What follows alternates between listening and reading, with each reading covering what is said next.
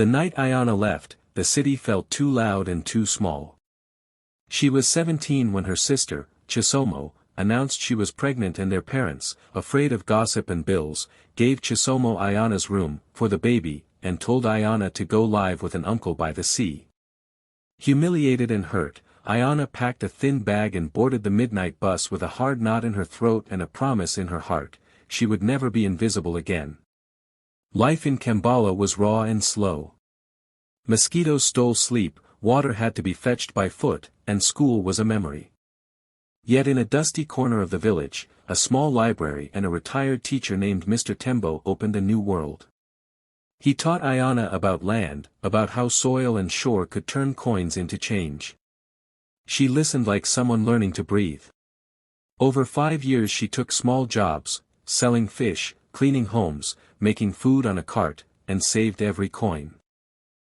She learned auction rules, watched empty beachfront plots, and finally placed a risky bid on a near-abandoned stretch of coast. A resort developer later knocked on her door with an offer that changed everything. At 22 she signed the deed in her name. Rumors of a young woman buying land and driving a green Land Cruiser found their way back to her old neighborhood. One afternoon she walked in quietly, laid the deed on the table, and told her family how she had built herself. She offered them a home, no strings, and a choice. They chose to stay. Her niece ran after her calling, Auntie Yana, and the town cheered for the woman they had once pushed away. Kambala felt like a place time forgot, nights that hummed with mosquitoes, mornings that smelled of salt and fish, and long walks to fetch water that left Ayana's feet dusty and her back tired. There were no schools nearby she could afford, no books in the houses, and the days all ran together: sunrise, work, sleep, repeat. At first she thought she might give in to the smallness of it all. Then she found the tiny library. It was one crooked room with paint peeling off the door and a single fan that barely moved the air, but inside the shelves made a new world. Mr. Tembo ran it. He was old, with soft hands and a patient voice, and he looked at Ayana like someone who had been waiting to teach. He did not ask why she had come or where she had come from, he simply handed her a book and showed her a map. He taught her more than letters. He showed her how people made plans for land, how a patch of sand could be quiet one year and worth money the next, how records, deals, and patience could make a life. He drew simple diagrams in the margin of a notebook: how to read a title, what auctions looked like, why beachfront plots rose in value when roads or hotels came. Ayana listened with all of herself. Each lesson felt like a small electric shock that warmed a part of her that had been cold since the night she left home. Outside the library the world stayed rough. She still walked miles for water. She still slept under a thin blanket while mosquitoes bit her arms. But inside that room she kept a secret fire. The betrayal she felt, the way her parents had given her room away without asking her, became a quiet promise she made every evening when she closed the donated book and felt the paper edges in her fingers. One day, she told herself, "I will own land so my family cannot pretend I do not exist." So she started to plan in tiny steps. She learned to watch how other people reacted when a plot changed hands. She learned the language of numbers and the slow rules of sales. She copied the handwriting of old deeds to practice the signatures. Mr. Tembo gave her practical tasks: write a letter asking to inspect a plot, count how many houses sat empty along a certain road, keep a notebook of prices. Her education was not a school term, it was a steady, stubborn apprenticeship with a man who believed complexity could be broken into small tasks. Ayana began to save in a chipped tin under her mattress, earning coins by mending nets and helping at the fish stall. The promise stayed with her like a small stone in her pocket, heavy, real, and always there. Every lesson, every coin, and every patient night under mosquito nets pointed toward that single, fierce idea: she would make herself seen, not by words, but by the land she would one day hold. For 5 years Ayana worked like someone who had no other plan. She began by selling fish at the market in Kambala, waking before dawn to carry crates and call out prices until her voice went hoarse. The coins she made were small, but she did not spend them on treats or new clothes. She wrapped each coin in a scrap of cloth and put it in a chipped tin under her mattress. When an opportunity came, she took it and moved back to Mwandiko where the city had space for more work. She found a job as a housemaid and learned fast how to be useful without being noticed. She cleaned, cooked, and watched how wealth lived in other people's houses. She watched how gardeners cared for edges of land and how neighbors argued over small plots. She listened when household managers mentioned auctions or surveyors. Every tip she heard, she wrote down. After a year she saved enough to buy a small cart and start a street food stall. She cooked for early morning workers and late-night students. Her food was plain, honest, and soon people came for it. She put every extra coin back into the business and into that tin. The stall taught her numbers. She learned margins, how to buy in bulk, and how to set aside money for bigger things. She also used the city as her classroom. She spent afternoons at the municipal office reading public notices about auctions and neglected coastal land.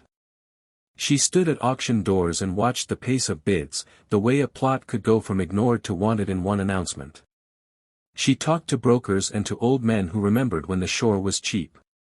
She learned the word title and what it meant to hold a paper that proved you owned the ground. The first time she tried to bid, she almost laughed at her own courage. The lot she wanted was a near-abandoned strip of coastline, a place where trash was left and grass grew wild. Everyone overlooked it. She pooled her saved coins and borrowed a little more from a vendor who trusted her because she had never missed a payment. At the auction she kept her hand steady. Her heart pounded, but her mind recited the lessons Mr. Tembo had taught her about being patient and decisive. When the lot went to her, some people in the crowd shook their heads. She signed the small paper that began her ownership and felt the strange weight of responsibility. Years of careful saving and small risks turned into one bold gamble that paid off when a resort developer came with an offer that made her tin of coins look like child's play. She did the proper paperwork, met with a lawyer, and at 22 she signed the deed to prime property under her own name. The paper was proof that the promise she had kept to herself had become a fact the world could not ignore. Life in the house that once felt crowded with laughter slowly turned thin and strained.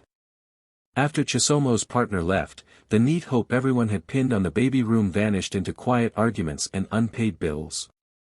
The parents who had so quickly given Ayana's bed away found themselves staring at stacks of debt notices pushed through the door. The small room meant for a new child became a store of paper reminders of what could not be paid. Chisomo, young and tired, learned how heavy a house could feel when help ran out.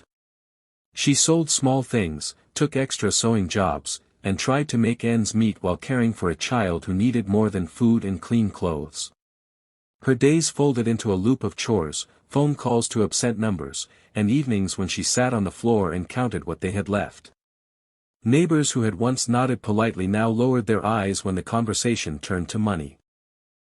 Pride did not let them ask for help, and silence made the house smaller than it already was. Months passed without a single letter from Ayana. The parents told themselves she had found work, or friends, or a place where she had put down new roots. Still, the empty spot where she used to sleep felt like a missing sentence in a story they could not finish. Rumors began like small stones thrown into a pond. Someone spotted a deep green Land Cruiser driving slow through Mwandiko and said it was owned by a young woman who wore no jewelry but carried herself like she knew where she was going. A market seller told another that a woman bought a stretch of beachfront land and gave the money to a builder. Children whispered the name Ayana and adults, surprised, passed the news along like a secret. At first the family treated the talk as gossip. Then the gossip became a truth that could not be ignored when neighbors started pointing and saying, "Yes, I saw her at the harbor," or "I saw her hand the deed to a lawyer." The parents felt something strange then. It was not joy, and it was not anger at first. It was shock that felt almost like a memory surfacing after a long sleep. They had pushed a child away to survive the shame and cost of a pregnancy, then watched their own choices pile up like unpaid notices. Now the town was full of stories about a woman who had turned small coins into something big. Some people praised her quietly. Others said she had been cruel to leave. For Chisomo the news made mornings harder. She held her child and thought about the bed that had been taken from Ayana and then given back, not by hand but by rumor. The debt notices did not disappear with the talk. The house still needed repairs and food still had to be bought. Inside, in rooms that once held everyone, the family learned that changing fortunes could arrive in whispers, and that the past could come back to stand in the doorway under the shape of a name. The day Ayana came back, the sun cut the street white and the heat pressed like a hand on everyone's shoulders. She walked slowly, not because she was tired but because she wanted the walk to be remembered. Her dress was plain linen, the kind of dress that does not shout, and she carried a leather folder that looked small and ordinary until someone noticed the edges of paper inside. When she opened the gate and stepped into the same living room where she had once been told to leave, the room seemed smaller and the air colder than she remembered. Her parents were there, peeling potatoes at the table, their hands moving like old machines. They looked up and for a moment their faces were blank, as if the house had a trick mirror. Then recognition came and with it a sound that was part breath and part broken question. Ayana did not shout or cry. She folded her hands over the folder and set it on the table as if she were placing a plate. She watched them look at the leather, at the neat edge of paper, and then at her. Her mouth felt dry, but she spoke with a quiet that filled the room more than a shout ever could. She did not demand an apology. She did not list how hungry she had been or how many nights the sky had been a mosquito-lit roof over her head. Instead she opened the folder and slid a single sheet across the wood. It was a copy of a deed, stamped and signed, and it carried words that turned the clock back and then forward in one movement. The deed was not for their small house alone. It covered the block, the narrow lane, the empty lot with the crushed soda cans, and the plot their home sat on. The paper made the room hold its breath. For a long second nobody moved. The silence was heavy. It felt like a weight that could break the china in the cabinet or the bones in a hand. Her father's mouth worked and closed. Her mother's hand went to her chest as if to stop the heart that had been running too fast for years. Outside, through the open window, neighbors paused in mid-step and peered in like birds who had heard thunder. Memories that had been tucked away came out all at once in their faces.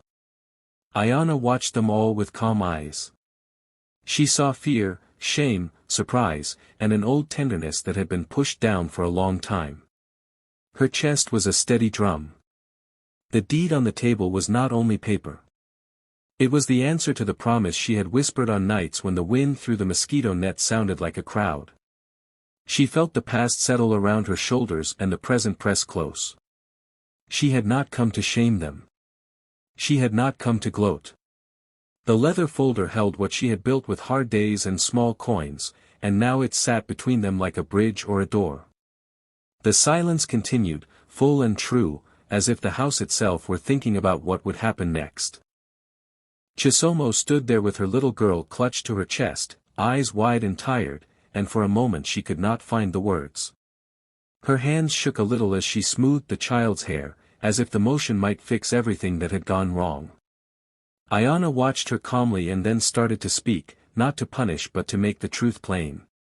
She told them how she had left with only a thin bag and hope, how nights were full of mosquitoes and hunger, how she learned to sell fish and cook on a cart and save every coin. She told them about the small library where Mr. Tembo taught her the value of land and how she sat up learning until her eyes watered. She said she had spent 5 years working without rest, joining small savings, watching auctions, listening to brokers, and making careful bets on land no one wanted. Her voice was steady as she described the day she bid on that neglected strip of coast and the odd thrill when the paper finally read her name as owner. She did not shout at them for sending her away. She did not list every insult or every night she had cried. Instead she spoke of the work, the choices, and the lonely pride of building something from almost nothing. The room grew very quiet. Her family's faces moved through shame, relief, and confusion all at once. Then Ayana reached into the folder and pulled out another paper that made the air catch again. She laid out 2 choices in simple words. She said they could stay in the house where they had always lived, but now they would be tenants renting from her, with a fair rent and clear rules so no one could be taken advantage of again. Or, she said gently, she could give them the house outright. She had paid for it. The home would be theirs, fully owned, with no debts and no conditions. No strings attached. She told them she was not angry in a way that wanted revenge. She wanted dignity for all of them, including herself. She wanted to close the chapter that had made them small and open a new one where respect could be the first rule. Chisomo's mouth trembled. Her child reached for Ayana's hand and Ayana bent and touched her niece's fingers like she was holding the future itself. Neighbors pressed to the window and whispered, and somebody in the street cleared a throat. The father bowed his head, tears coming slow and sudden, and the mother wiped her face with the back of her hand. It took many breaths before Chisomo could speak, and when she did she asked the simple, human question of someone who had been broken and needed to choose, what would be best for the child? Ayana answered with the same clear voice she had used all her life since that night on the bus. She said she wanted the family to be whole if they could, and safe no matter what they chose. The choice was theirs. The house stood between them like a book they could rewrite, and the quiet in the room felt finally like a space where new things might begin. The street filled slowly as word spread, people tipping out of doorways and pausing with baskets on their heads, all of them drawn by the name they had started to whisper like a story, Ayana. They stood in small rings, faces open and sharp, watching the house and listening for what would come next. Some remembered the girl who left at night, others had only heard bits of the gossip. Now they watched the woman who had come back and placed a deed on a table. When her parents finally stood and folded into themselves, the weight of years seemed to fall from them in a single, messy wave. They wept without holding back, and the tears seemed to loosen something in the neighbors too. People spoke softly at first and then louder, saying how they had seen the Land Cruiser, how someone at the market had seen her hand the paper to a lawyer, how her name was on the street like a new light. Children ran to the gate and pushed between legs to catch a glimpse of the niece who reached for Ayana and called her Auntie Yana like it was the most natural thing in the world. The little voice made something in the crowd smile and then cheer. The cheers were not for money or for the car. They were for the way she had kept her promise and turned hard days into proof. Old men who had once scolded her for leaving nodded as if they finally understood a lesson they had missed. Women who had kept their silence because of shame now held their chins a little higher. Ayana walked out of the house into the late sun, the light catching the folder at her side. She did not raise her arms or boast. She walked with the quiet that comes from a promise kept. Her niece ran beside her, laughing, and the sound made the street feel new. People clapped, not to cheer a wealthy stranger, but to honor a young woman who had refused to be small and had returned to give, not to take.